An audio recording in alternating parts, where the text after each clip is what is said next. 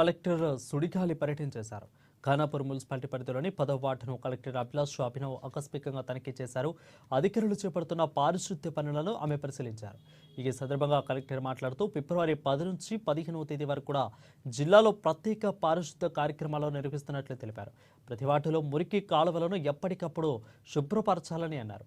పారిశుద్ధ్య కార్మికులు మురికి కాలువలను శుభ్రం చేసిన తర్వాత ఆయా వార్డులోని ప్రజలతో సంబంధిత రిజిస్టర్లో సంతకాన్ని తీసుకోవాలని అన్నారు. తడి పొడి చెత్తను వేరుగా సేకరించి చెత్త బండ్లలో వేయాలని అన్నారు.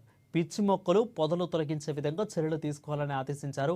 ఇక 9వ వార్డు సమీపంలో గల బుడ్డోని కుంటను పరిశీలించి మురికి నీరు నిలవకుండా చర్యలు తీసుకోవాలని అన్నారు.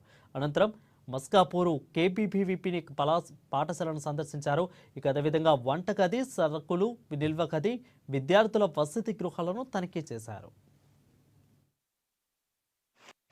దీంట్లో భాగంగా వార్డులు, ఊర్లు entrance and exit roads cleaning, అనవసరంగా చెట్టు పెరిగిన అది కూడా క్లీనింగ్, డ్రైన్ క్లీనింగ్, ఇదేవన్నీ మనం స్టార్ట్ చేస్తున్నాము.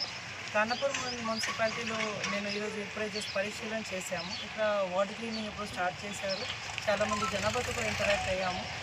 మన ఇక్కడ రిజిస్టర్స్ కూడా వార్డు వారీగా పెడుతున్నాము. సేమ్ అవుతుంది అంటే లేబర్ వచ్చారా లేదా, వాళ్ళు క్లీనింగ్ చేశారా లేదా, అది సిటిజన్స్ నుంచి ఫీడ్బ్యాక్ తీసుకొని మన వారి సంతకం నుంచే ఫీడ్బ్యాక్ తీసుకొని ఫర్దర్గా ముందు వెళ్తాం.